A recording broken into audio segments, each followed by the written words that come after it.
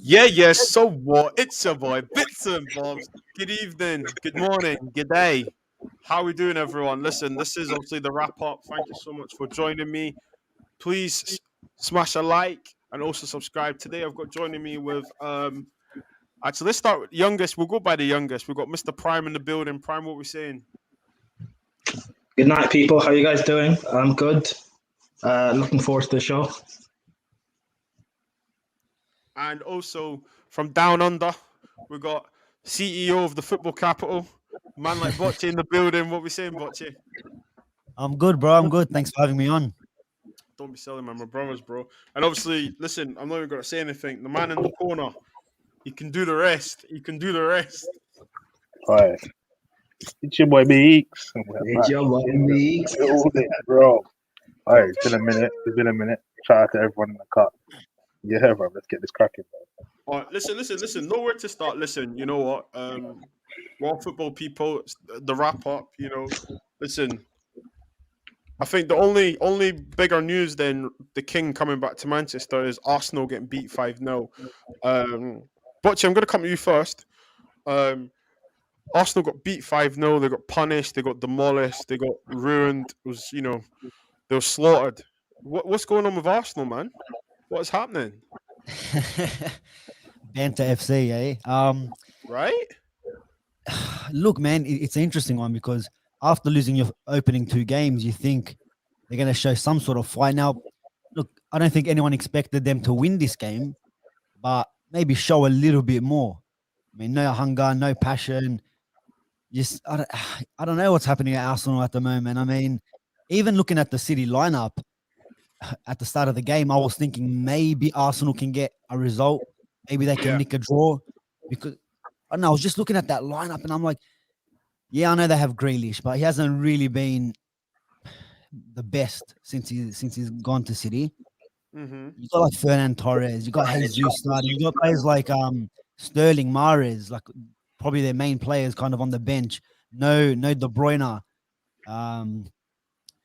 Gundogan's their captain. I know he's not a bad player, but you got Gundogan in the midfield there. And you're just thinking did you really think they could get something? No, I just thought I just thinking like with that team that City put out, Arsenal could have looked at it and be like, you know what, we're in for a chance here, even if it's you nick a draw, man. Even if you lose, but show something. Like in this game, from start to finish, and to be honest, I think at halftime Pep said go easy on him because this could have been 8-2, a reminder, or 8-0, a reminder of what happened 10 years ago. So I think Pep was trying to save maybe Arteta's job. I know it was 5-0, but I don't know what's happening there, man. I don't think Arsenal players are good enough. The signings that they made this season. Tell me anyone that we know that's come in besides Odegaard, and he wasn't really the best. If like he was probably one of their better players, and he wasn't. He was played out of position though, wasn't he? To be fair, that's right. Yeah. To be fair, he was played out of position. It's tough, isn't it? He's came back to Arsenal. Listen, Man City away, it's a tough game for anyone, even us. Well, actually, not really, because obviously we always end up beating them. But anyway, concentrate on Arsenal just now. But obviously, the team he's went with, we've got to say that I don't think he went with his best team, the strongest one that he could have put off to get a result. But listen, he's the manager. I'm not. Like you just said, Odegaard and stuff. With Odegaard, it's like, do you know what? I want to touch on Odegaard and Beaks. I'll get you coming on this, right? Bocce, please jump in. Why did they buy Odegaard? Like, I'm thinking like to come in and you need the experience, someone to be able to, show some leadership and stuff. Odegaard's a kid, the way he's played. Mr. Prime, I know you're Arsenal's biggest troll, but wait, I want Beaks come in here. I mean, Bocce's talked about Odegaard, probably the only shining light, I dare say. Bro. Not even Odegaard's going to save Arsenal, man. I'm not going to lie to you, bro. Listen, I don't even know why they got him.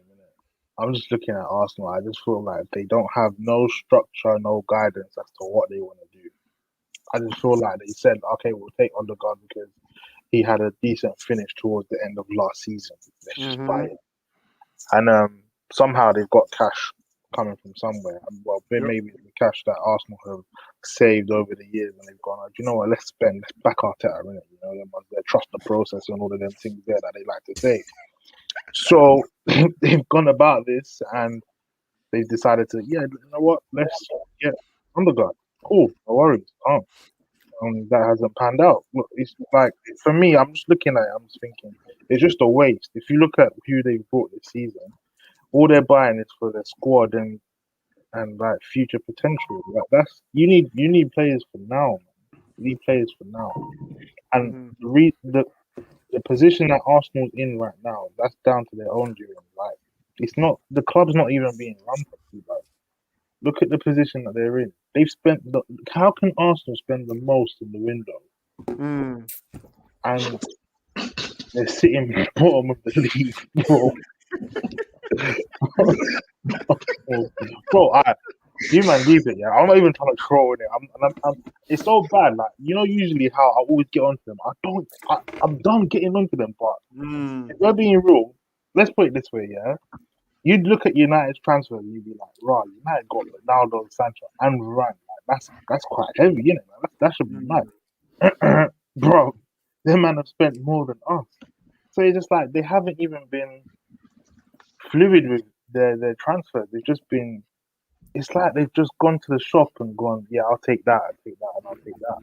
They haven't thought it through, bro. So, look, big up Arsenal, innit? Yeah, but at the end of the day, I don't know what kind of season it's going to be. Hopefully they stick with Arteta. I just remember back in the day how they were saying Arteta was the brains to Pep, innit, and success.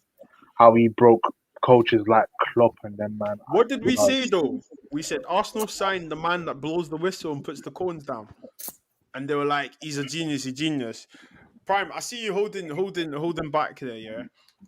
Prime, get you, obviously, Spice, welcome, bro. Welcome Big from up, Prime, bro, 5-0, you know? Even Rodri scoring 25-yarder. What's going on at Arsenal?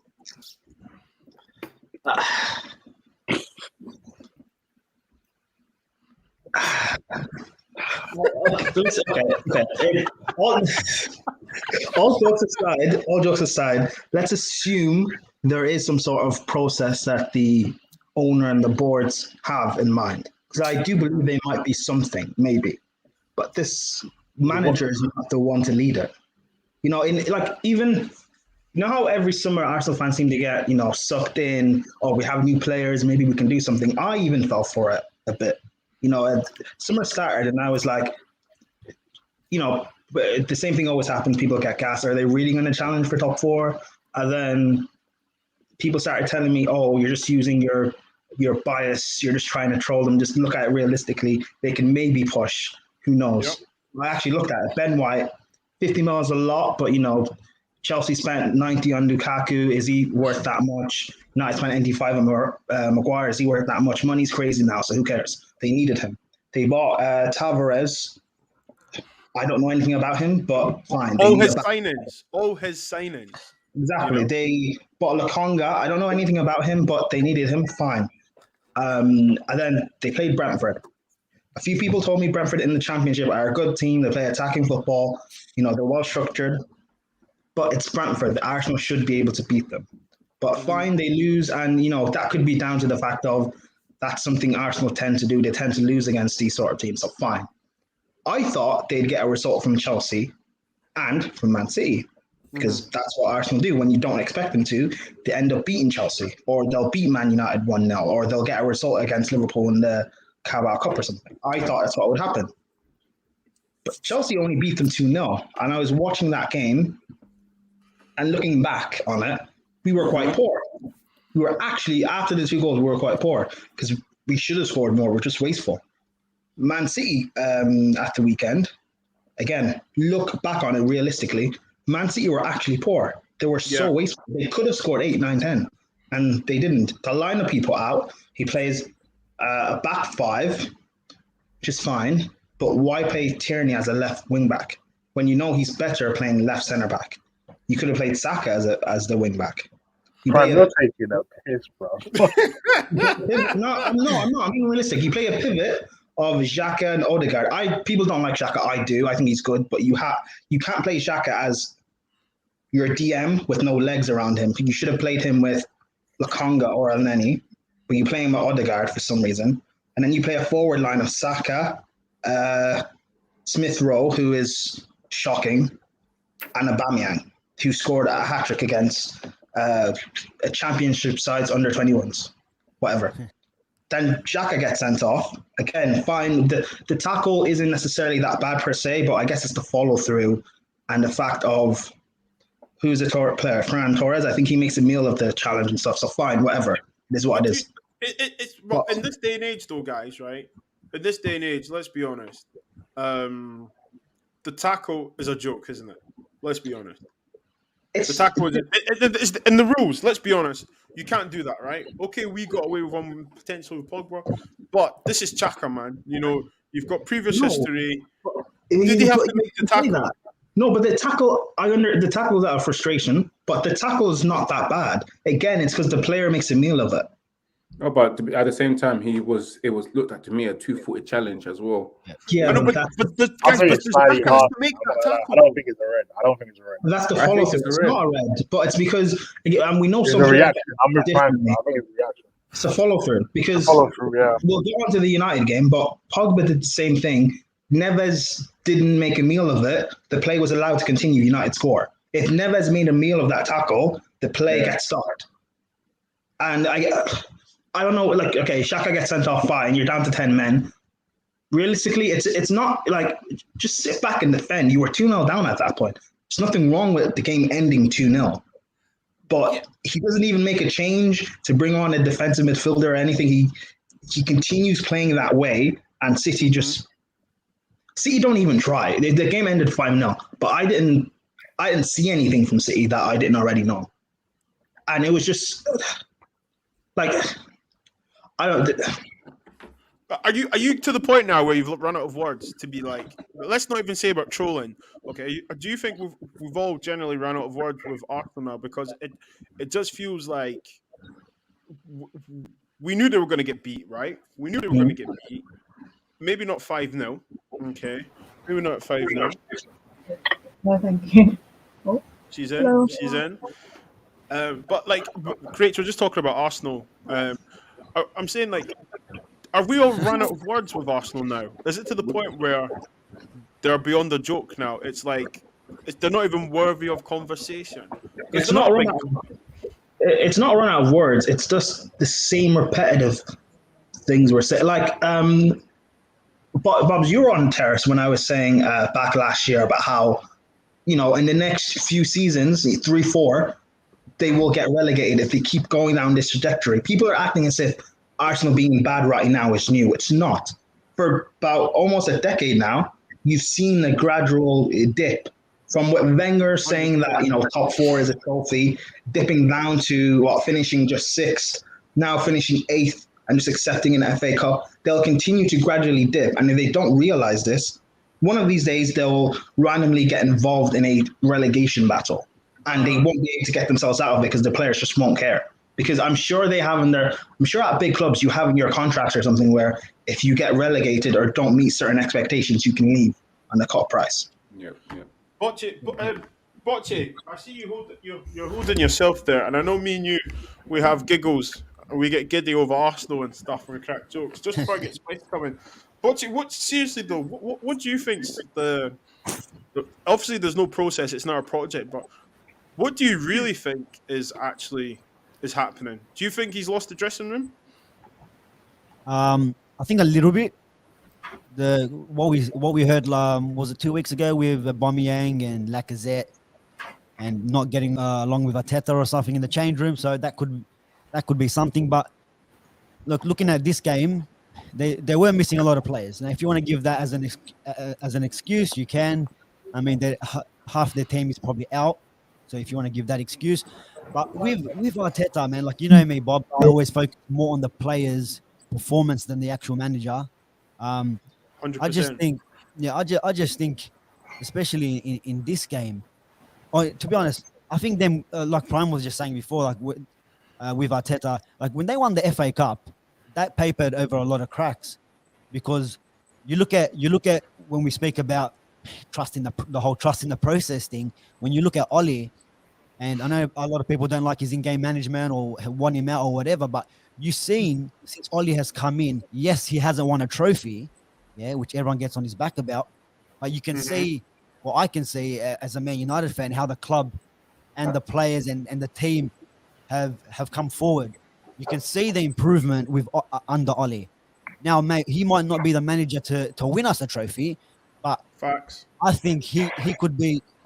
He's the manager that coming to rebuild everything, whether it's everything behind the scenes, the way the club is run, and we're slowly starting to see them changes. You know what I mean?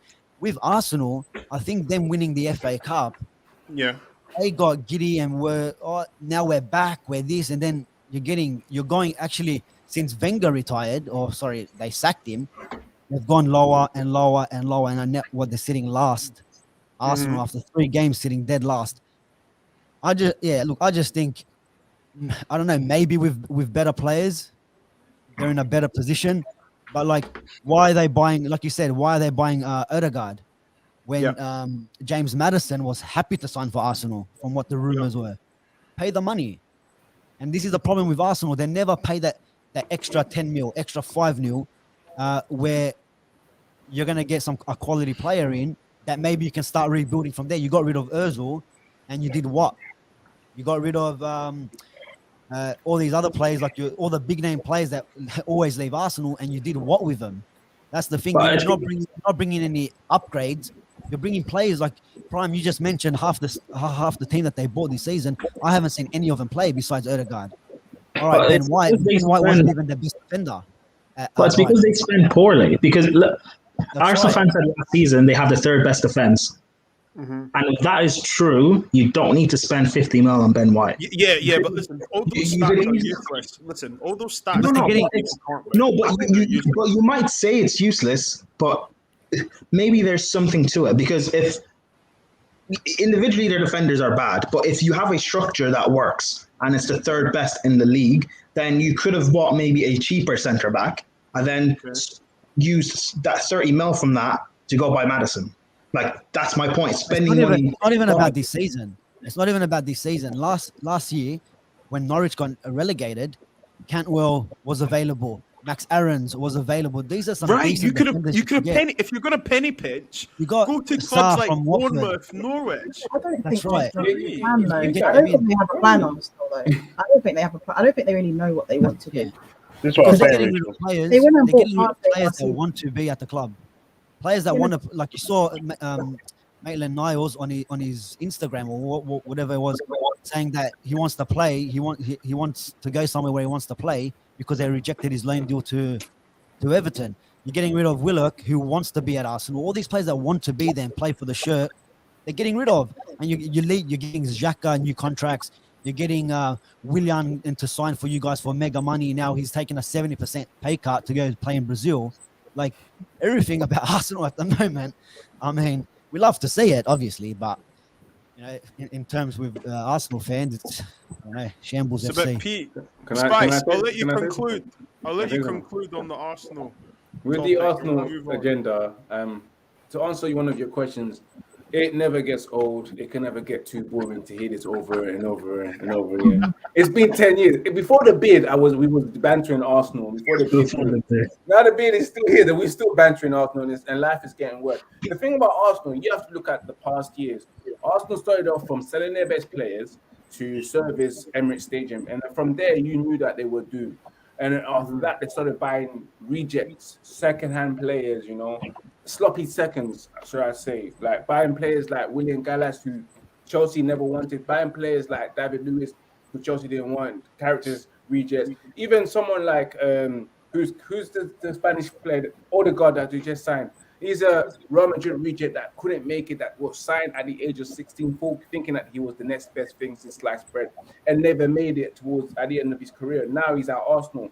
You look at that kind of profile of players that you sign in. You look at players like signing like someone like Pepe, who's not worth the money he is. You know, Pepe's not doing extremely well. Aubameyang, who's lost his commitment. a lot of things have gone wrong with Arsenal in the past. Bad signing rejects, and then at the end of the day, you're going to end up in a situation where you're not signing up the best coaches and you're not signing the best players, and you're not able to do that because why? You're no longer competing. You're below the top four. You're hardly getting into Europe.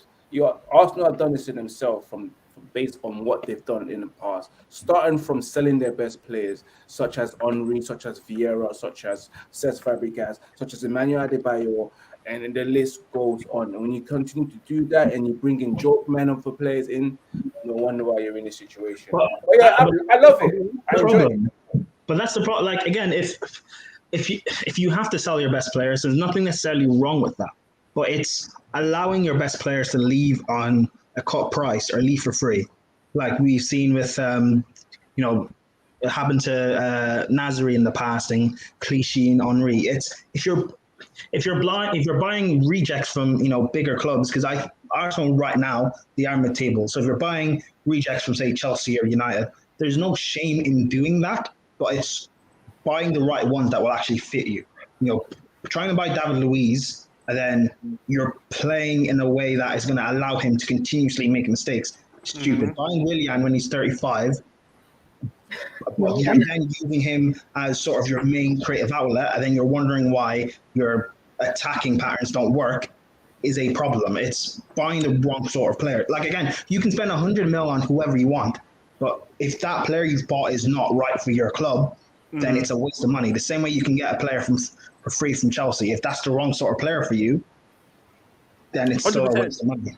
There's been a domino effect of bad decisions at Arsenal, and listen, the rock bottom of the club. I don't think they'll sack him because I think they're generally going to stick with him. If I'm honest, I know he's not on that much of a salary, but what I will say is free Maitland Miles. Did everyone see his emotional plea? Get me out of here. But listen. We'll move on to the other team in North London very, very sharply. Tottenham Hotspurs. Now, obviously, Harry Kane's embarrassed himself when he came out with that tweet of free and free, the most shameless tweet. Happy to be at Spurs, blah blah blah. But listen, another Portuguese manager. Okay, Rach, gonna come to you here first. Another Portuguese manager, clean sheets, defending well. Eric Dyer and friends. What's going on? Tottenham for the league? Oh no. They're not winning no league. Like Man City game and the Wolves game, I saw them get absolutely pummeled at certain points, and they just countered. Now it's good against certain teams, but there are going to be teams that sit back against them, and I don't see enough quality in their team to break teams down consistently or sustain attacks. They've got too many players as well that they just run with the ball, but they have no end product, which is why I'm confused by the whole Adama Traore link. I don't get that one either. But that's like a Harry Redknapp signing Nico Krankier, isn't it? You buy your friend or something every time.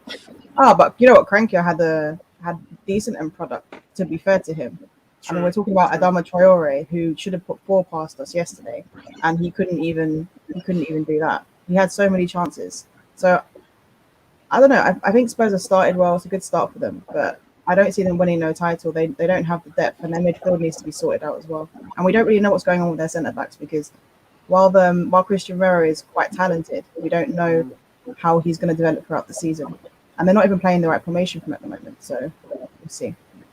What about okay, Beats, man? What we saying for Tottenham, bro? We know the Fergie said it's only Tottenham lads, but we've seen this before, haven't we? They start well. And then, listen, it's only a matter of time before fucking, what's his name? Dyer and Sanchez get exposed, man. That's number one. Man, don't forget, like, at the end of last season, these men were shouting for Eric Dyer to be shipped off elsewhere. Sanchez, that was Sanchez, he was dead and whatnot. And all of a sudden, they're hailing him. So it's all right. Rachel's right, bro. It's not going to last long. I'll give it what? Who's their next game after international? I don't even know. I don't even care. Chelsea. Is it Chelsea?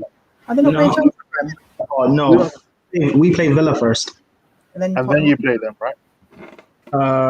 Yeah, I'll find out who they play next. Oh, fair play. It is what it is. They're just gonna get put in the place. It's Palace, yeah. We'll see. Oh, We'll that's an see. easy one.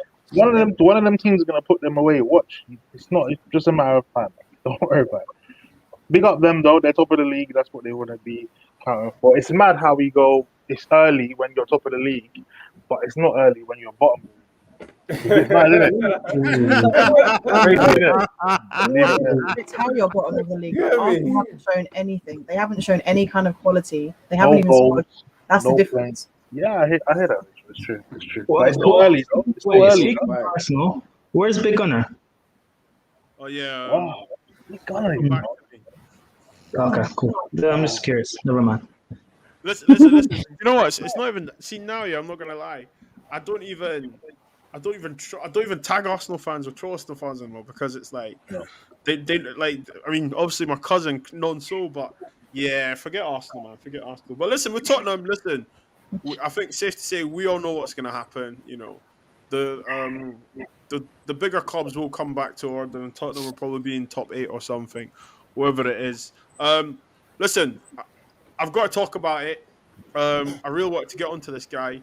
Manchester United 1, Wolves 0. Now, I know we're dominated by my United fans in here, so Prime, I beg, bear with us right now, yeah? I'm not gonna. Let's start the positives. We scored the goal away from home. We got 3 points.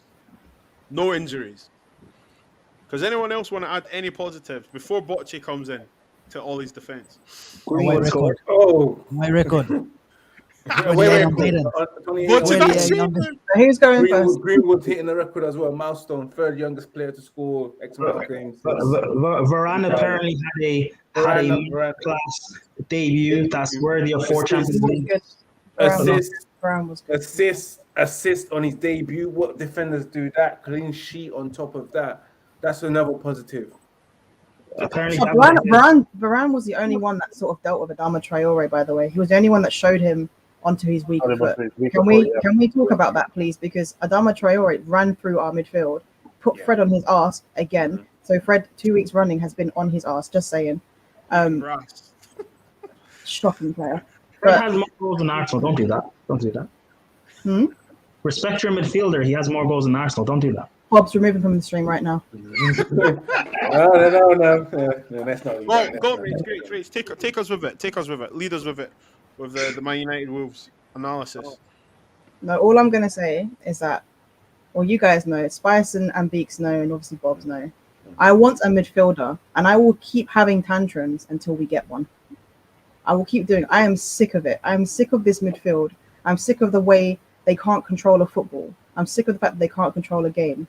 And like when people talk about how we don't sustain pressure on opposition teams, it comes down to them. Within 5 minutes, right, in that game, I saw Fred pick up the ball. All he had to do was play it wide. And he passes it straight to a Wolves player, and Adama Traore picks up the ball and runs through our entire team. Within 5 minutes. And as soon as Adama Traore does that once, he knows he can do it over and over and over again. Every time. I'm tired. I don't want to see you're the coach, yeah? You're the coach, yeah? So if you're the coach, yeah, or if you're Ollie, Rach, and this goes to everyone actually, even you, Prime. If you're Ollie, even because what he said that he was like, him and Carrick were talking, and he says that we were trying to get man forward, but we were worried about obviously Adama, right? And that pisses me off because I think to myself, we're Manchester United. Why are we worrying about some Johnson oiled sponsor? Do you know what I mean? Like some middleweight boxer. Do you know what I mean? Why are we worried about him? And obviously he was running. He's very powerful, but he doesn't do anything. And obviously we saw everything that he'd done. But why are we bothered about that? When we know you kind of have to be, he doesn't really do that much. No, you kind of have to be, right? Because the best counter to Adama Traore is keeping the ball, and we suck at that. So if we can't keep the ball and we lose the ball at the edge of their box all the time for no reason other than just poor passing and poor movement, what you get is Adama Traore just running at your team. That's what you get. The teams that deal with Wolves, like City and Liverpool, they keep the ball and they keep attacking and they just keep it, they recycle it. Our team doesn't do that. So that means that Wolves can counter, and their best counter is Adama Traore.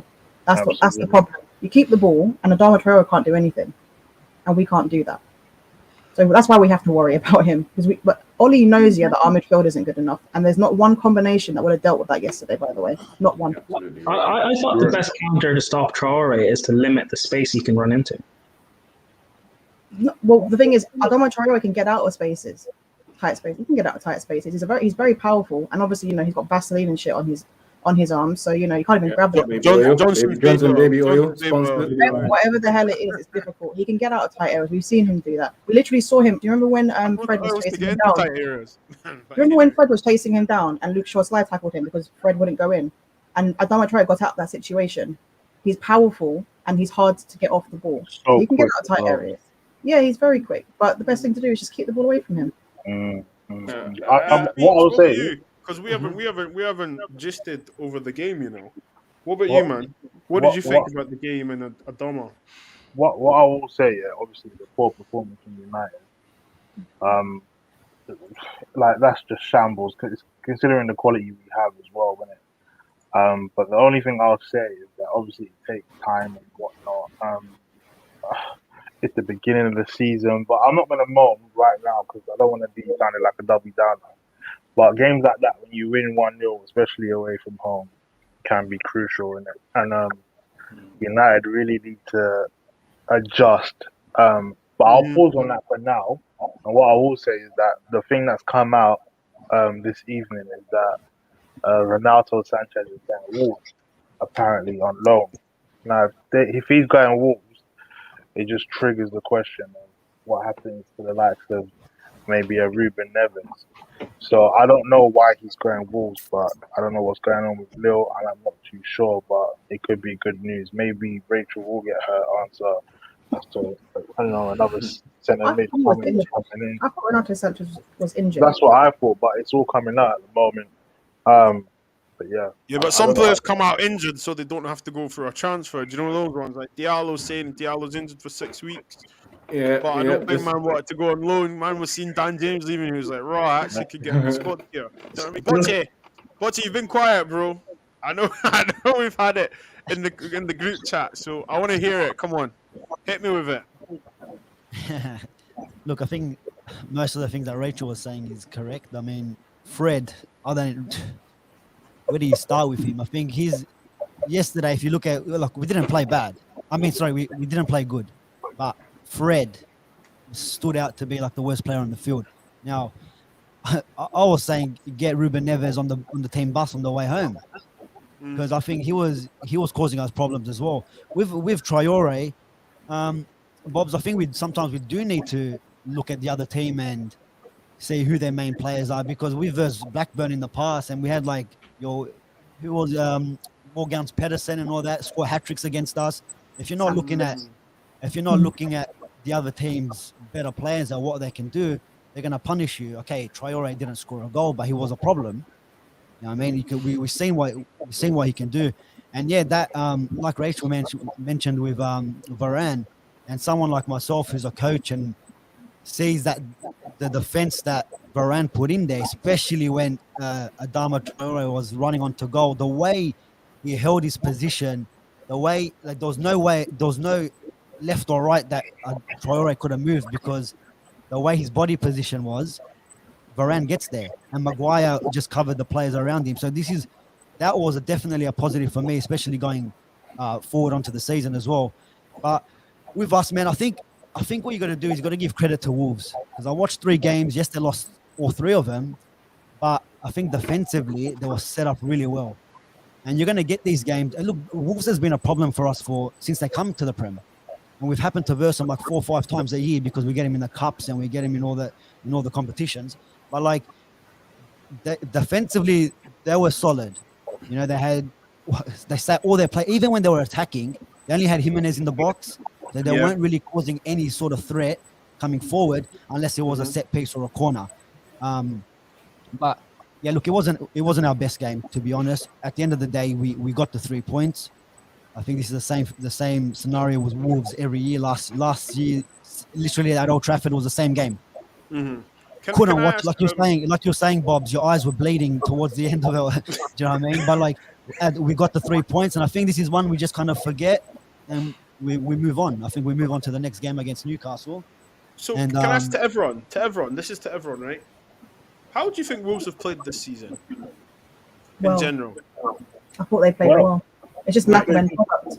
Adama Traore's had 2 one-on-one chances, one against Tottenham and one against Leicester, and he screwed both of them up. He should have scored at least one of those. I know sometimes one-on-one, some players they get funny about it. The pressure gets to them, but he had 2 one-on-one chances. He's been like the star in terms of getting them into dangerous positions, and then he just screws it up.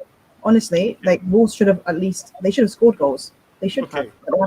So I've seen them play this season, and I think they play brilliant football.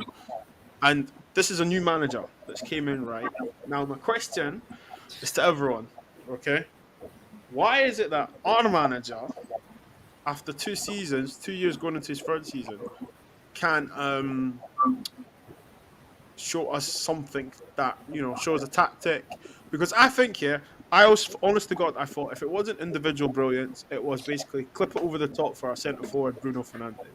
Now, before I don't want to get too into the game because there's other games, and I know it's late / I know it's early, so I want to go into the Liverpool game as well. But I just think yes, like Bocci said, we've won it, we've done it, we move. But slightly, I think there's going to be more games like this, and we've all seen the picture on Twitter, Instagram with a straight line. This can't go on, guys. We can't win a title like this. We can't win the league like this. So, what are you guys complaining about? Chelsea won the league like that. Under Mourinho, where they won 1-0. 1-0 how many games? They didn't play. Shame. But that's shameless. No, I but hear that argument. Argument. I'm not United. I watch United the vast majority of games and stuff.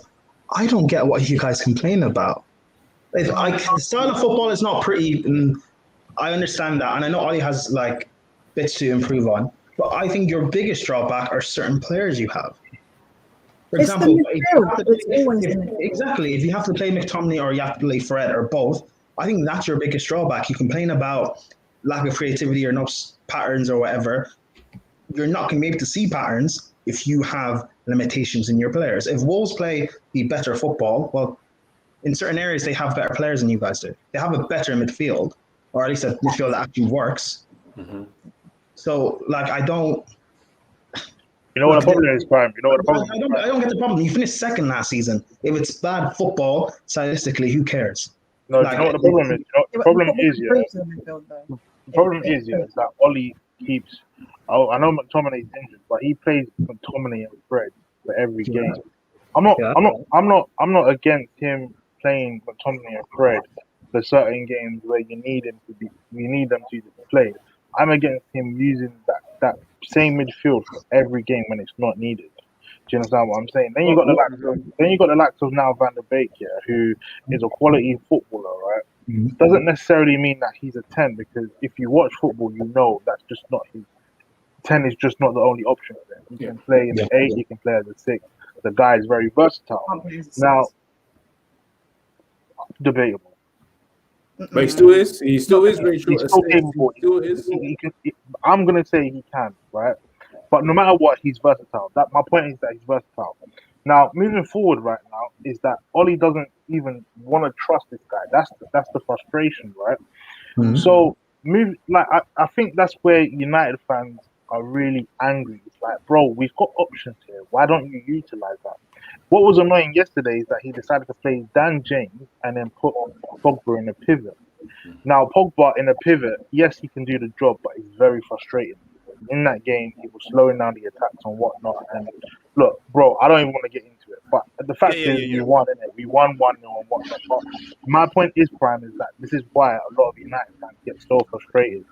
And if Ollie doesn't know how to use the midfield that he has, then just go get a proper DM or whatnot to just make life easy for himself, bro. That's not Ollie.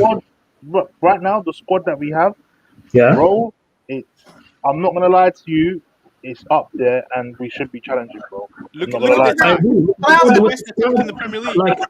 I agree with the squad that you currently have. You should be winning the league. But my point is that the whole Pogba playing in midfield thing, he has to put him in there now, because you not have an abundance of attackers. It's not a thing where Pogba has to play out wide on the left because of that. You have Ronaldo, Rashford, Martial, Greenwood, That's everyone. Absolutely. I think. Man, you have so many attackers that Pogba doesn't have to play on the left. So either Pogba plays in the pivot, which means he has to play with Fred or McTominay, or you play Pogba as a 10 instead of Bruno, which I think is probably better for you guys.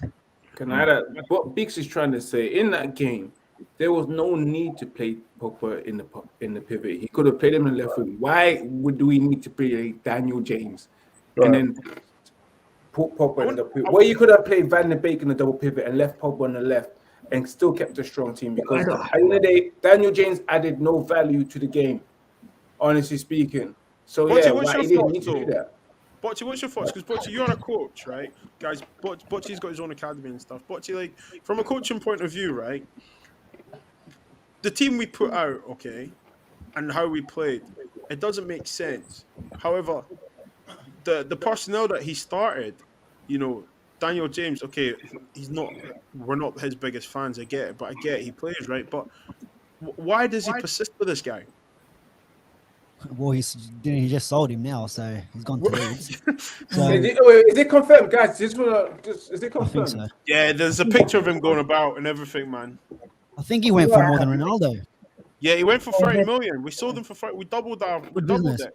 Yeah, it's good. But look, now we can finally send a CDM.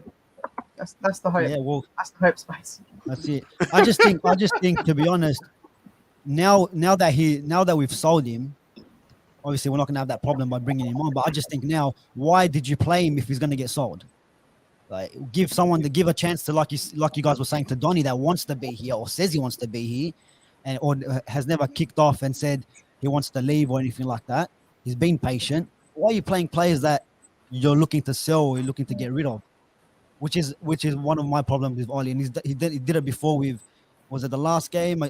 He brought Lingard on. Now Lingard might end up staying, but he's someone that's, since he's come back from loan the last 6 months or since the Euros, Lingard, we're looking to sell Lingard on the way out. So why are you giving these, like, I know it's all about getting the result, and if these players are good enough to get the result, maybe you play them. But I just think give players a chance that want to be here. Now with the whole Pogba thing in the middle, to be honest, we everyone boasts about Paul Pogba being one of the best midfielders. We had a shocker before the goal. How poor was his touch? 90 million. You're giving me a touch like that? Yeah. People want to praise Pogba when he does pirouettes and he pings balls across the field and assists 4 goals. But things like that, everyone wants to just brush over. No one wants to talk about that. But then then you got like someone like Bruno, same thing. Bobs, you were even saying it in the chat. He's almost playing in the number 9 role. Yup, centre forward. And Greenwood, and Greenwood was all the way on the right hand side. So I don't know what the instructions are from Oli, but I just think, man, like it's a results business. Even under Fergie, we were having games like this. Yeah, with our best squads, we were having games like this, getting results in the last minute, and not playing well as well. When we won the final season, when we won the league, we were in second gear. We weren't playing the best football, and we still ended up winning it. But I just think when it comes to Oli, when we're not doing well, everyone gets on his back. But when we're winning 14 games in a row, it's freestyle football. We're supposed to be getting the results because of the players run with the same energy. Yeah, when we're losing as well, put the blame on the players at times. You can't always put it on the manager. He's not out there telling Fred to lose the ball. He's not telling Pogba do a poor touch. He's not saying to Luke Shaw cross it into no one. He's not telling David De Gea to drop balls in front of the goal and not coming out. You gotta start looking at these players, because this whole manager thing, he's only there at training. You got the coaches, they do their thing, but at the end of the day, if you can't make a simple pass. How many times have we seen Pogba just kick the ball out? We've seen Wan-Bissaka kick the ball out. Like the most stupidest, the easiest passes you can't make, and you're telling me it's the manager's fault. See, things like that, we gotta stop putting pressure on the manager and start looking at some of these players. Yeah, because you got to run with the same energy. You can't tell me 14 games in a row, it's freestyle football. Yeah, 21 is coming. Then we lose a game. Oh, see, I told you about this manager. This is rubbish. Get him out after one game. We're three games in, and people want to criticize Ollie for team selections, for the players playing out of position. There's no DM. We don't know what's happening in training. Yeah, nothing apparently. Well, hey, look, we're the same points as Liverpool, same points as Chelsea. Yeah, we're in front of City. So look, I see progress even under Ollie. Look, to be honest, if Ollie leaves tomorrow, I'm not upset or anything. I'm not too worried who the manager is, because at the end of the day, the manager is not playing. You can get in Poch, you can get in Zidane, you can get in whatever manager you want. Yeah, but if the players on the field don't perform, then there's no point, because look at Chelsea. Chelsea, pretty much the same players. Yeah. How come they weren't putting in that same performance when Lampard was there? Because maybe some of them were down tooling, didn't like some of them maybe were upset or not playing in their right positions, staying on the bench. This is football. Yeah. Spice, what's your reply to that? What's your reply to that, Spice? Because I'm hearing what Bocci's saying, right? And I'm going to play devil's advocate here. Okay? Yeah. I agree with what Bocci says, but I'm just shameless and reckless to the fact that it's just like, if we play rubbish, I want him out. And I'm so towards Ollie out now that even if we do win, I'll still be like, he done well there. I'll give him his flowers and stuff. I just can't see how. Bob, you were making excuses before the lineup was out. Yeah, why is Sancho on the left hand side? What's going on? Okay, you're looking at the wrong graphic. Yeah, so basically Sky Sports News. You know how Sky Sports do the graphics and stuff. So they had Sancho on the left, and I was like, so we bought this guy to play on the left, and I was just like, nah, my head's gone. Like, fuck this guy, blah blah and stuff. But yeah, I am, and like, I'm not looking. I wouldn't say I'm looking for an excuse for him to go. Right, I just want him to make common sense out of this team, because as soon as I saw Daniel James, I was like, Pogba's going to play in the middle. Like, why are we doing it? It's not like Daniel James gives us balance. Can I just say something about that though? So when you're speaking about how like the position of the team and how Bruno was really far up the pitch and all that, if you actually rewatch the game or just certain parts of it, there were moments when Bruno dropped in. There was an opportunity for Fred to play a line breaking pass and he didn't do it. There were chances for him to do it, and that didn't happen. And every time we play certain players in midfield, these sort of line-breaking passes, when Bruno picks up space in between the lines, Bruno doesn't receive the pass. Yep. So he was trying something different, and then like there was a period where Pogba was playing a lot of long balls, and then unfortunately it got cut out, and then Adama Traore broke on us. So I'm not like Ollie didn't tell them to go like into some ridiculous formation where there was 5 attackers. Just on the shoulder of the defenders. Ollie didn't tell them to do that. They sort of did it on their own. And like I agree. I don't know his name. Sorry. Beats love, man. Beats love. Love. I'll call you later on, bro. I'll call you later on. Shout out to make sure that's Beats Corner. Make sure you subscribe to his channel, guys. Peace, Beats. Sentiment FC. I just want to grab. Go. I beg your pardon. Go. Because I'm hearing everyone saying about how we're Manchester United player, and yes, I get what you're saying. Like it's not Ollie's fault, X, Y, and there's the reason why the players are passing off the pitch and all that kind of stuff. But what I can say to that, to challenge that, is the fact that we've been sitting here for 3 to 4 years, and still even while Jose Mourinho's time, players were still passing the ball off the pitch. But now we've got a new manager. I always say this: all roads leads back to the dugout. So the way Manchester United play leads back to whatever happens in that training pitch. If Manchester United are unable to pass, if Fred is unable to pass the ball to the next man, it's all about what are they doing in terms of where the players need to be. You look at Man City, how every player knows where to be in set different phases of their attack. You look at that. Why can't we install that into our game? The fact that Fred can't pass the ball, it's got to go back to the training ground. Why aren't players in certain position when they have the ball? Why you can coach that, you can draw that in their head. You have to paint a picture in their head that they need to be there. I understand that. When Man United buys you for 50 million, I don't need you to come here and be like, we're going to teach you how to pass. Like Rachel was just saying, know how to pick out your players when they're making that run. I get that, but it's not going to be with everyone else. It's not going to be with every single player that I need to be there. You have to drill it into them as well. Like they're all high quality players, but they still need to be trained. It's the very simple things, bro. You can't tell me the touch on Pogba. You can't tell me that's Ollie's fault. You're $90 million player. You're one of the best. I mean, that's on Pogba. You're hitting and you're doing a poor touch. Yeah, that's Pogba. Everyone makes him out to be like the best thing, but you can't give me a good touch. You can't control the ball. How many times did he get bullied off the ball? How many times does he lose possession? There was one time where the player is 2 meters away. You're and asking yourself, facing him down. how many times does he get bullied off the ball? It's because he has no opportunity, nowhere to pass to. If they had drilled in the phases of play when Pogba has the ball, look at Fred. Pogba has the ball, he gets nudged off the ball because he's looking and twisting and turning left, right to see who's there. If Manchester United coached and set those players in those right positions to be where they need to be when Paul Pogba has the ball, but you can't tell me they're not doing that. How do you know they're not doing that? Last week against because you saw yesterday the game against Southampton. So many times Pogba was in the deep and he had to just pass the ball, long ball pass, over the top passes, over the top. I can tell that's being trained and drilled in their training pitch, but it's not done to perfection because certain players are not in the right position, and that goes down to coaching. How come we weren't having this conversation again after the Leeds game?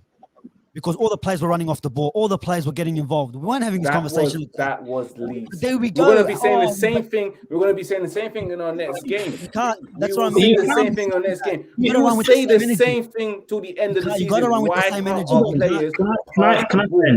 You're talking about drilling things into your head, but like, for example, think about it back in school. You can learn a topic as much as you can, but if you don't get it and understand it, then what more can you do? Some of these players couldn't. Then it's not Ollie's fault. You said get rid. Blame your board. But again, I can say, I've been watching Manchester United under Ollie for 4 years, and I've seen the same thing. Been here for 4 years. He has been here for almost 4 years. It's been 3.5 seasons going to his 4 years tenure. This is the start of his third season. This is the start of his third and a half, which is going into 4 seasons. I don't care. As I said before, we've seen the same style of football for Manchester United under Ollie, and it's still not good enough. Honestly speaking, you can't sit here and say, "Oh yeah, players." No. There comes to an extent like you want to see the philosophy. How is it that I can't see the philosophy? I can see segments. I can see segments. Philosophy was counter-attack, attack from the wing, one voice, direct. Direct. You just don't agree. No, exactly. You want them to be direct because that's the style you want to play. I didn't say I want to be direct. I want to see a philosophy. I want to know what Manchester United is about. I don't want individual brilliance. But what is our philosophy? Prime, let him land. Tell me what is Ollie's philosophy? What is Manchester United right now under Ole Gunnar Solskjaer? What's the football? Do you watch what he's doing? I do watch what he's doing, and what I see is not good enough. Okay, so you've now gone from he doesn't have a philosophy, doesn't have a style, to saying he's not. What I see is not good enough because why? Because it's always this. It's mixed with counter-attack, individual. You have to mix it up. You can't be counter-attack every single time. Where is the base? Good manager. Because a good manager can adapt at times depending on the opposition you're playing. Because you can't spend your whole season playing one particular style. Because there are some games you need to change a bit and adapt. I'm sorry, you can adapt to your opposition, but you can still stick to your roots. That's what football's about. Sticking to your roots. A club has its identity. This is our identity. But when we play the top teams, we will adapt. We will adapt just a little bit, but we will still play the way we are trained to play. That's how I see it as Manchester United. And that's how Manchester United become great again. Okay. This football won't get us anywhere. We can't stay here and sit here and say, we're going to enjoy freestyle. When we win the league at the end of the year, apology letters. Don't worry. You get my point. I'll come to his house.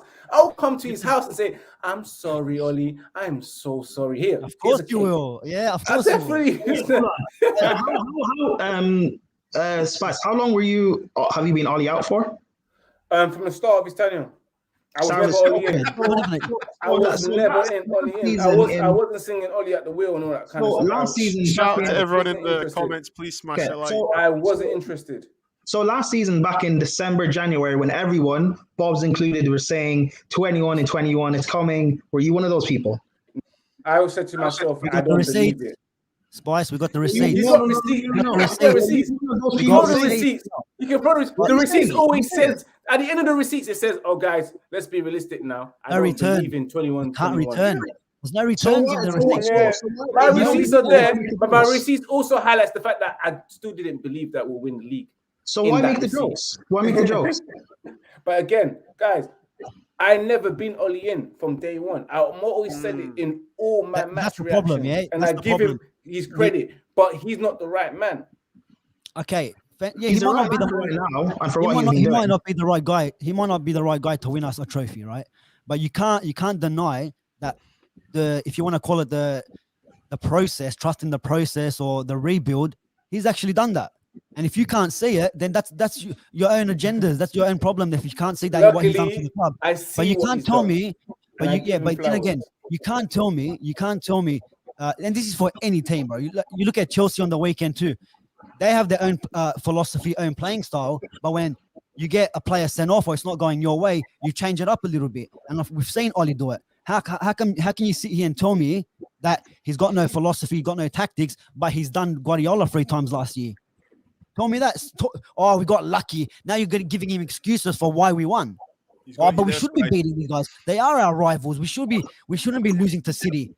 Before kickoff, we're getting slapped up. They're gonna put 4 past us, 5 past us, but all of a sudden we win after that game. And then, we're back. United's back. But it's freestyle football. No one like yourself who never gave Oli a chance from the start. I'm not too bothered who the manager is. I look at the team, yeah? Even me as a player that plays football, I go, the manager can have his tactics and do what put the team out how he needs to. But if I can't whip in a ball, if I can't make a 2-meter pass, if I can't defend, if I'm getting bullied off the ball, that's not the manager's fault, yeah?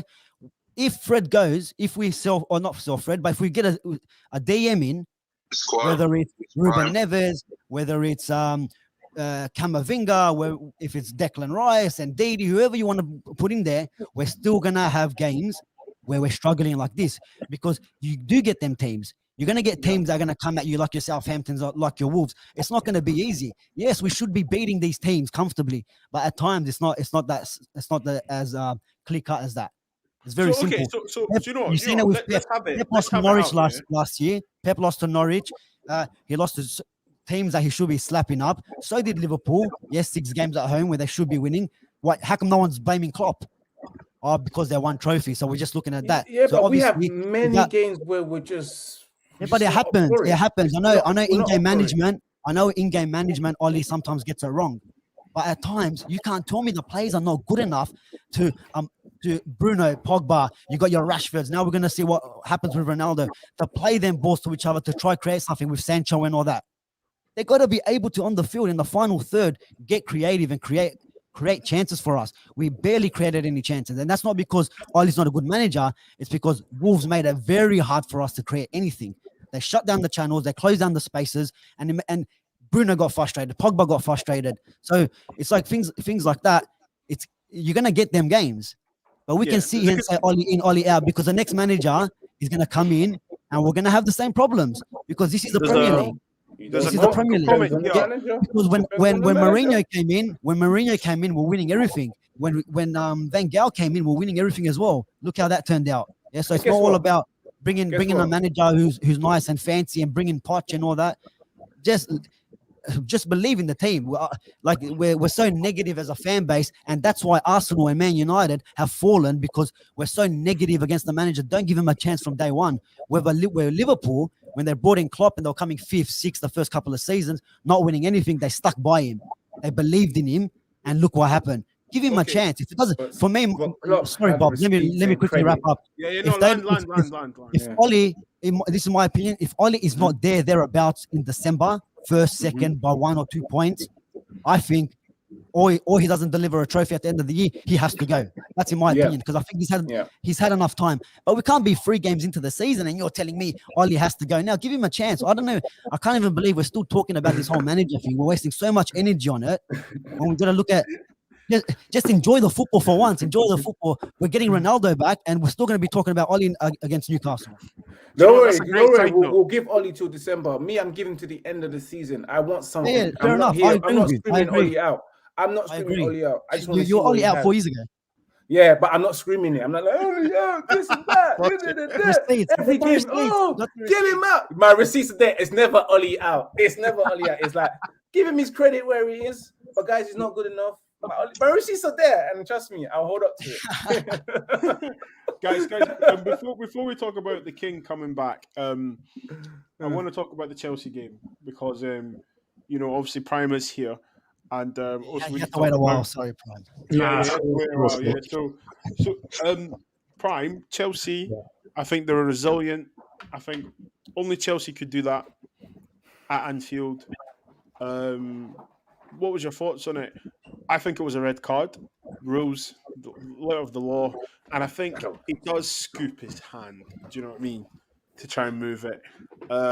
But yeah, I think you've done well, to get a point coming away from there. What was your thoughts on the game? I haven't saw any of your match reaction, Prime, so apologies if you feel like you're repeating yourself. I think first, maybe, I think 10 minutes of the game, 10, 15 minutes of the game, I think we were all over the place.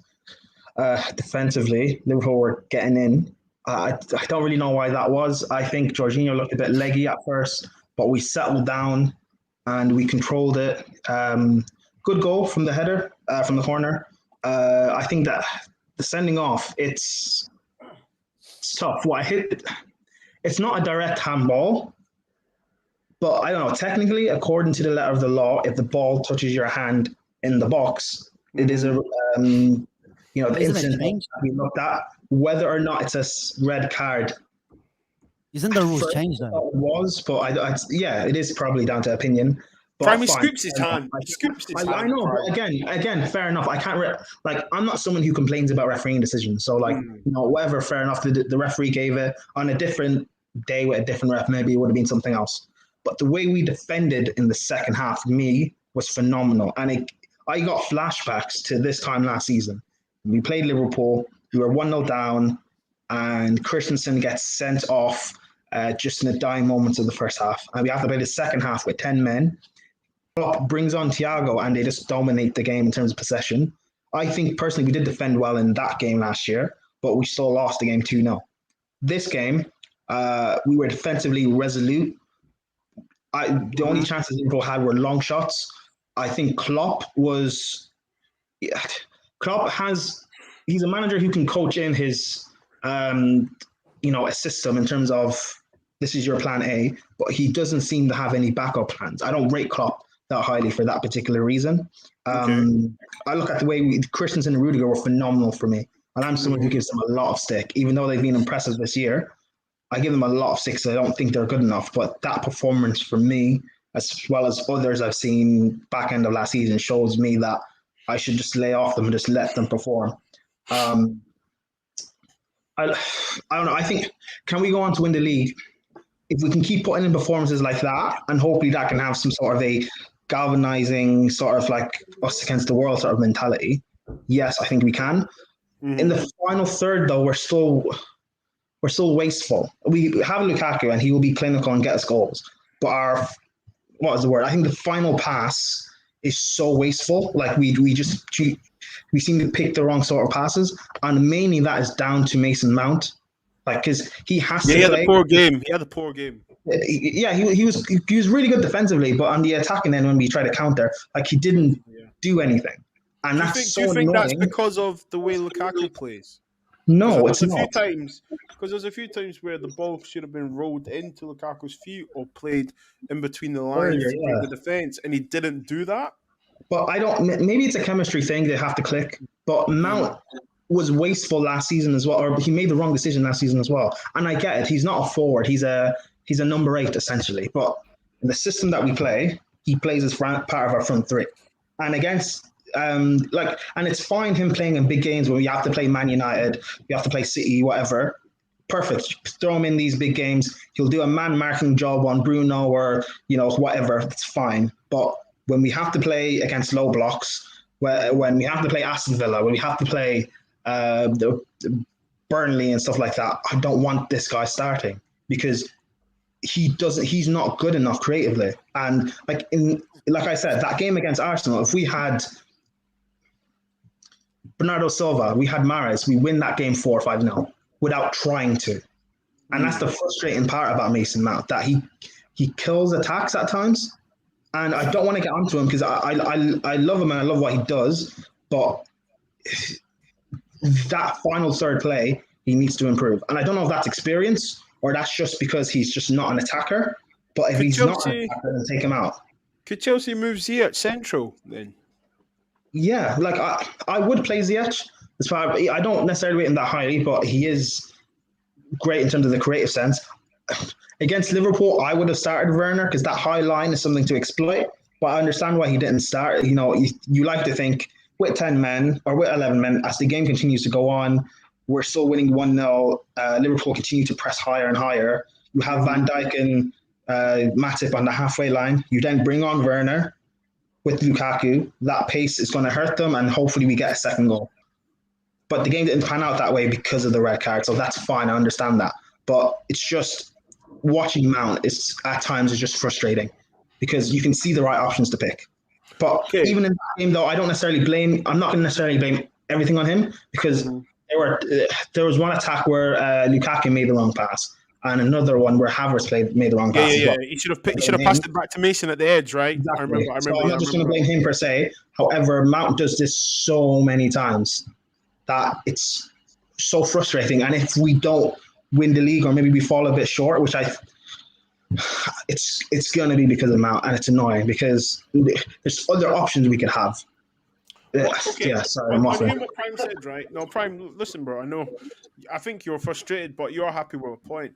But yeah, I'm happy. And Spice, what did you two think about the Chelsea game? I thought Liverpool were going to get the goal because I just thought, it's a big ask, however, they didn't. What did you guys think? I saw they brought on Thiago, who I don't know why, but I don't know why they never went with an extra attacker. I always wondered that. I know. I think was it Damo or Seb? I can't remember saying in the group chat that whoever was right back, whatever his name is, and Robertson. Yeah, but I don't want to say his name. Useless. But do you want to go first, or should I go first? Yeah, I don't mind. Look, first of all, with the red card, I think it was a little harsh because I think the new rule say if it comes off any part of the body and hits the arm, they kind of. I still think it's a penalty, but maybe a yellow because I don't think the scooping action happened after the ball already touched his hand. So, and because of the distance, I think it's a little bit harsh. But if it happens, United game where we play someone with 10 men, you'll take it. But I think that was harsh. But the thing is, I think Chelsea did play well, but I think Klopp, and I've said this for years, he doesn't have a plan B. Yeah, he doesn't have a plan B. Yes. And when he does change it up, it's always like for like. For me, he should have stuck with Jota at the start of the game in the starting lineup. Yep. He scored both goals in your opening two games. He's done nothing wrong. The way he links up with he's not as selfish as some of the other players. So he would rather make that pass instead of taking the shot on himself. Yeah. He gets into dangerous positions as well, and he's very, very very sneaky. He kind of drifts in and out. Drifts in and out, almost like a Cavani. That's similar to that. But I just think his starting lineup, I think he should have stuck with Jota. But look, Chelsea, I think Chelsea were playing well, man. From the start, it was a good first half. I think it was pretty even in the first half. I think Mendy kind of saved Chelsea, especially in the second half. I know they were down to 10 men. And the red card, I think, did hurt Chelsea a little bit because I've seen Lukaku dropping in, trying to help out with the defense, almost playing like a center midfielder role because I don't know, guess you have to just help out the boys at the back. But Chelsea look good, bro. Chelsea look good, and I think Liverpool will get results. But if they don't, whatever they got a few hours left in a transfer window.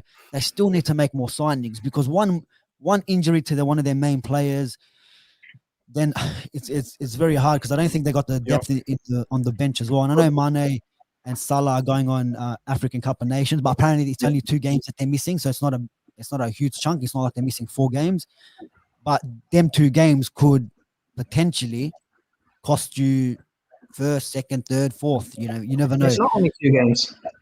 They're gone for a month. Yeah, but I think they're only going to miss 2 Premier League games. They missed 2 Premier League games. Yeah. Oh, is it the World Cup this year, or was it next year? No, it's next year December. But yeah, I think Chelsea, man, look, they're ones to watch. I think they're favourites to the league, but yeah, but I think they can get found out as well because Lukaku, if you mark him out of the game, he's not as dangerous. You saw it against Arsenal when you gave him time. I do rate Lukaku. I was one of the guys that was pretty upset that he left United because he went playing to his strength. And like you said, Prime, with the chemistry and the link up, that will come. That wouldn't. I think it's only been 2 games in. The whole Mason Mount trying to play him in when he needs to. That will come, and you see. I think you see more of it throughout the season, even when Pulisic comes back in, because I know he was out with COVID. He could have made a big impact in this game as well. But I just think, yeah, look, if you mark Lukaku out of the game, then you guys will. And it's not. You can't even say they're gonna struggle to score because if Lukaku's not scoring, you got Pulisic, you got Mason Mount, you got the rest of the guys there that can get you a goal. So, but I don't think he wasn't marked out of the game. He had to play 45 minutes as a target man, and whenever we lumped balls up to him, no one made runs to support him. So it's like maybe marked out of the game's the wrong word, but like. Yeah, I think the 10 men did kind of hurt Lukaku's game a little bit because there wasn't that many attacking players. They had to drop some players back in, but I think they're going to look dangerous, man. The next couple of games, I don't know who you guys play the next, but then you got Tottenham after that. We've got Aston Villa, Tottenham, Man City. And after Man City, we've got such an easy run. Nice run. Well, I think you got United in there somewhere as well. Time, but in October, I think. Looking good, bro. Chelsea looking good.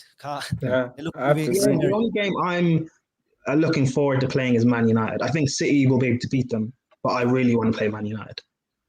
So can I add to the Chelsea game? Shut it down. Honestly, thinking to myself, I was extremely impressed with Chelsea's ability to keep it 1-1 and to get that draw, especially when going a man down.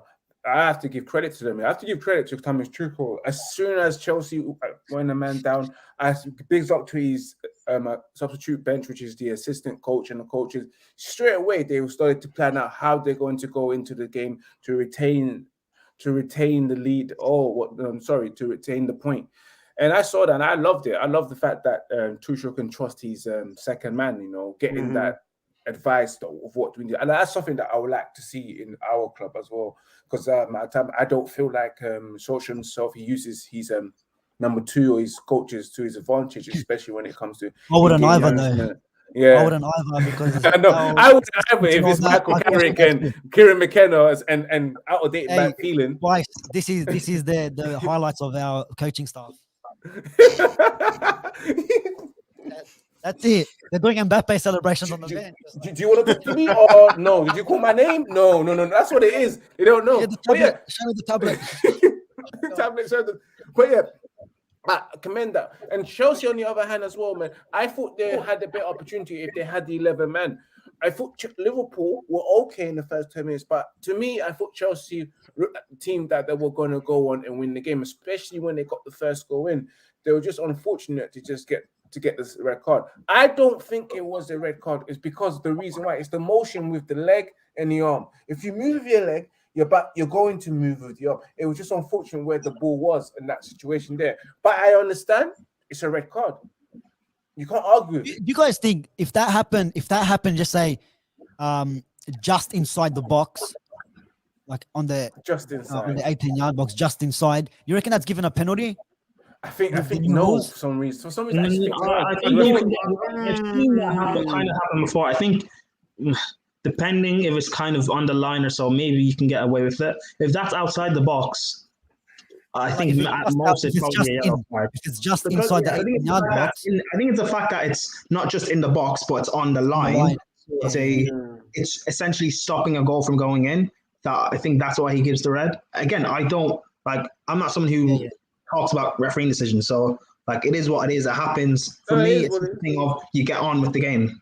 And the fact of from that decision, the players were fuming. You saw, I think Mendy and Aspie got yellow cards from it. And the fact of we went in at halftime and he was able to calm everyone down, I commend that so much because I do. From there in the second half, we could easily have been beaten 2-3-1. And I have to commend the substitution that he made. Bringing on Kovacic to retain possession in the midfield, if they could, at some times, was great. Excellent idea. Even bringing on Thiago Silva to bring that defensive leadership as well, because that's the reason why he brought on Thiago Silva, to calm everyone down, calm the other centre-backs down, knowing that he's there to orchestrate the defence to ensure that they get that point. Big up to Chelsea. I think there will be a threat. And Prime, you've got a team that will definitely challenge for the Premier League this season. Yeah. And again, I'm with Boccia as well. I was never in favour of getting rid of Lukaku. It's just that his behaviour, from what I've heard of, was unacceptable at Manchester United, especially the way he wanted to get out. But I never wanted to get rid of him. But I still see some of this old Lukaku with the bad first touch. But I just think that's just lack of match fitness. Once he gets into the season, you probably see a better link-up play with Lukaku. I don't even think it's that. I think with Lukaku, look, some people just have certain attributes. He's never gonna have a perfect first touch. I think the way now he's older, he's more experienced, he knows how to use his body. So even against Arsenal, his first touches were sloppy, but he was able to kind of use his body and shield players away from the ball. So if he lost it, he could quickly regain it in another second and then use that to play players off and play players in. I just don't think, I don't think that's much of an issue, because sometimes I know people give him stick about his first touch, but sometimes his first touch is in the back of the net. And as a striker, that's what you want. I even when it comes to, let's just say, for an example, Wan-Bissaka, everyone slaters him because he's not good going forward. What position is he again? I want him to defend first, and like he done that clearance off the line. That's what I want Wan-Bissaka there for. I'm not too bothered about him trying to whip in crosses and trying to make him out like trying to be Trent Alexander-Arnold. It's not going to happen. Same with Lukaku. Yeah, Lukaku might have a poor touch here and there, but sometimes it's in the back of the net. And as a striker, that's what you want. Like the rival fans and all that, people can banter him all they want, but when he bangs a goal against their team with his first touch, then they're going to be having different opinions, I guess. I don't know. No. I hear what you're saying, guys. Right? No, but listen, gentlemen, I've got to thank you. But the next 10 minutes is solely going to be to talk about transfers, because I see we've done over an hour and 17. It's quite late. It's a Monday night / Tuesday morning in Sydney. So, guys, okay, listen, Ronaldo, obviously, none of us saw that happening. I'm going to tell you a quick story. Bocci and I were up in hours, all sorts. Bocci was... You'd thought, it was just hard to sleep. And I was basically trying to be, he's going, he's a prick, but, it's obvious, but then obviously I saw Spice, I saw your video that you were crying on in 4K. Let's be honest, none of us expected that. Let's be honest. None of us expected that. No one did. See him coming. The more I read about it, apparently he was always going to Man United. But that's for what I read. But I just think that we declined him. Man City were going to do it, and then Fergie was like, "Not on my watch, personally." But I don't really want to talk about Ronaldo because I feel everyone's gave their 2 cents about it. What are we talking about? All the other transfers that's happening. For example, I don't want to go back to them, but when Arsenal didn't just pay the money for Maddison and they went and got Odegaard, I seriously thought, you're not serious there, because I was thinking, you get Maddison, I think you attract more players. Odegaard's not really screaming out, I want to go play with Odegaard, right? What do you guys think? I mean, jump in. What do you think about the transfers and stuff? With Arsenal, I don't know. I don't know what the whole story is, but did Arteta want Odegaard back? Because if he did, they would have got the deal done much earlier in the window, not last week, pretty much. I think he wanted Maddison. I think he really wanted Maddison, and maybe he could have built a team, maybe not so much around him, but with him in that midfield role. I just think the club, the owners, they don't care. They're too like we seen what happened with the whole Super League thing where it came out. One of their owners like, what colors our team wearing? It was the first time at the Emirates. I'm surprised they knew the address to get there. But it was like you got the owners that I don't think they care. So I think that the cheapest option, they're just gonna give Arteta the cheapest option, whatever transfer it might be. I haven't really heard of the other players like Lokonga and the other guy. I can't remember what his name was. Out of nowhere. Out of nowhere. When come on, like I was saying before, Norwich you could have got players from Norwich. You could have got players from Fulham that are decent. From Watford as well. You got Sarr there. You got what's that Pereira? That would have made more sense, Bocce, wouldn't it? It would have made more sense. In the Premier League, you know. They but actually you put that the team. So I don't know. Look, I don't know if it's Arteta that wants these players or look, these are your options. Because then again, I'm not saying that the players that he has already, the younger players, he's not giving him a chance. Willock scored an equal amount of goals for a midfielder at Arsenal or like in the Premier League last year, and they let him go to Newcastle. Saliba, they bought him, never played him. I think Guendouzi, I know he had an attitude problem, but that can be probably sorted. I think he was a really good player when he was there at Arsenal. So they're letting players go that they probably needed. Now you're left with the players that you got now. We've got Partey injured. He's never been injured in his career. He comes to Arsenal, all of a sudden he's a gingerbread man. You got Gabriel, who these guys were trying to say is better than Maguire and all that. Well, where is he now? He's injured as well. So I don't know what's happening with Arsenal, man. I don't know what they're doing in the transfer window. It's just bad business all around, I guess. I just think like with some of the transfers you see, okay, Daniel James is going to be a Leeds player probably by Thank the God. morning. Thank the Lord. I think you know what, I want to do a couple of minutes on Daniel James, right? It's not his fault we bought him, right? No. And anyone in his position, you know, we saw that when he was coming to Man United, he was signing for Man U. I saw it for Leeds. He done the media, the picture and everything. Then obviously Man United went in. Don't know why, but we did. Have we failed him? Or has he failed at Man United?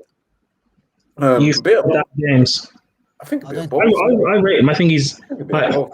good and he can be used in certain tactical situations. But he was brought in to be a backup and be developed. But the fact of you didn't buy Sancho last summer, you didn't strengthen your first team attack, so then he had to be used. And plus, you also have. Did you have injuries last season? No, but the season before we did. No. Okay. How was Daniel James's debut? You remember that game? Yeah, he scored against Chelsea. He scored on his debut. He scored on his debut. Daniel James. I genuinely do like Daniel James. I think he can be. I think he is useful. I think Man United will miss him. Do you know what? I think the problem. Your first team attack again is great, but. I just think he came in. Ronaldo, Martial is not going to be firing. Rashford is now out injured. It's now a thing where. I just think that he came as a project player. He never came in to be in the first team. But because of injuries last season, or the season before when he came in, was it last season? I think it was, yeah, so because of injuries. He played more than he should have, Yeah, he played more than he should have. And I think that probably, I don't know if that's a bad thing because. It was the first season, Bocce. It was the first season because we didn't get Sancho. Yeah. Bocce, So, was I wrong to assume that during the first season that we signed Daniel James, it was understood that he was brought to be a bit part player, and he was quite upset that he was being played too much because by that time we was roasting him and saying how shit he was by that time. No, I think you're right. I think we needed him though because we had so much injuries. I think he had to play. Martial out. We had at times. Rashford out at the same time. Yeah, but Cavani was suspended. I think for 3 games. Cavani was suspended. So I think we needed him to fit. And I think you're right. Yeah, I think he was maybe overplayed, and then we kind of saw his weaknesses. Not weaknesses, but he's not ready or he's not good enough. Obviously, the fans are going to jump to that conclusion straight away. But I think it's unfortunate. Like you said, Bob's. It was a what do you call it, a transfer that was given to us by Ryan Giggs. Yeah. But I think he's a little good player. Like he's almost like someone like Chicharito where he could get the job done, but You're not going to regard him as one of the best wingers or anything like that. But look, am I happy to see him go? Am I too bothered? Do I care if he ends up being a Ronaldo later? Not really, because I didn't really see any of the signs. I think his decision making was very poor, especially if you're going to be playing for Man United. Even if you're not ready, like when you talk about Diallo, he's 19 as well. His decision making is a lot better than someone like Daniel James. So do you not think it's let me not say culture, because there are good British coaches like Brendan Rodgers, Harry Potter, so is it that when I say we failed him, because you look at him, his height, his pace, athletic build, okay, you could get some change out of that if you coached him, because I remember it's a different level, but I remember Raheem Sterling wasn't the full article from coming from Liverpool to Man City. Okay, different caliber of player. Maybe the wrong example, but my point is that, with the right coaching, and like Luke Williamson said, he said earlier that Bielsa did want him. Are we going to see like a wing back role for him? I don't know, but Bobs and Spice. Do you guys think? Sorry, Prime, go on. No, so I said that last year, and probably even the first season you bought him when you played at back five at times. I think effectively as a wing back, he would be useful. Using him in the big games, because you guys like to play on the counter in those big games. Mm-hmm. Using him against, say, to run at Chelsea or run at Man City in big games will be so effective for you guys. And I think him going to Leeds, the way they like to play with their big press and everything, I don't know how he's going to be for them technically. But if it's something where Bielsa would like to adapt in certain type of situations, like if he has to play big games against Man United, against Chelsea, against City, I think he's going to be so effective. I think you've maybe missed a trick with him, and when you next play Leeds, he will score against you or he will get an assist. Yeah, but the thing is, why did he terrible decision making as well? I don't think so, because we just sat here at the start and said like why we're complaining, or not complaining so much, but questioning why is Daniel James starting. Now all of a sudden, he could be something because we're getting rid of him. I just don't think that he was the answer. I would not want to see him start over Sancho, Rashford, Greenwood, Martial, Cavani, Ronaldo. None of them. Don't want him. And now what? Not even my grandma, mate. That's right. So now we're going to convert him into a wing back just because we got players that are better than him in them positions. I think sometimes the decision is to be made to let him go. Maybe sometimes Donny is probably in that position as well. If he's not going to get any game time, just let him go. Let the boys play. I mean, let the boy play. Yeah, I agree on that one. Even like Lingard, I think we got the same opinions with Lingard. Mm-hmm. Yeah, we want to see him at the club. Well, most of us want to see him at the club, but at the same time, we love to. Last season, I think we all United fans love to see him at West Ham, and the things that he was doing, the goals, assists, getting West Ham into the Europa League. And we like to see that because we're like, yeah, he's finally free. He finally can express himself and just play his football. And I think some of these players, they know now. Ronaldo's coming in, our attacking lineup. James is not getting a sniff anywhere, man. We're just complaining that he's starting. Like the first couple of games last night and the other game where he started, we were like, oh, why is he playing? You know what I mean? Yeah. But so we can't be now like, oh, we should keep him. But look. Guys, Real Madrid I'm not too worried. I'm not even worried. Guys, Real Madrid are in talks with Camavinga. Yeah, he's just dropped in Real Madrid apparently. Yeah, that is disappointing, man. Because I thought Manchester United were going to go for him, but we'll see what happens, innit? I think to be honest though, he's French, isn't he? Real Madrid. He's going to go. The white jersey. That means Real Madrid. This Paul Pogba at fantasy of going to Real Madrid is over if he was to go. Listen. Why is it over? There might be a French Revolution. Mbappe next after Camavinga. They go for Camavinga, then they will. Benzema's already there. For Mbappe, they won't go for Pogba anymore. You don't know, but listen, gentlemen, let's round it up. I'll start with Prime socials, please, where everyone can find you. My Twitter handle is down there. You can catch me on the Football Terrace. You can also catch me on the First XI. Really trying to grow that and push that out. Thank you. And yeah, everyone just subscribe here to Bitz and Bob's channel. And I'll be on here whenever he asks me back. Hopefully, maybe not when Chelsea beat United, but No, Prime, definitely. No. Prime, you're here every week, bro. You're here every week. Definitely. Spice, let people know where to find you, bro, on your socials. Of course, first of all, you can subscribe to Red United TV. On the road to 3K subscribers, we're trying to get there slowly. As well, follow the official Instagram account of Red United TV, which is Red United TV1. Follow me on Twitter, Ivorian_Spice. And yeah, man, subscribe to the channel and keep liking, so keep pushing, keep supporting us as always, guys, man. Amen to that, bro. Amen to that. And a man like Bocce. Yeah, guys, Football Capital, pretty much all the socials.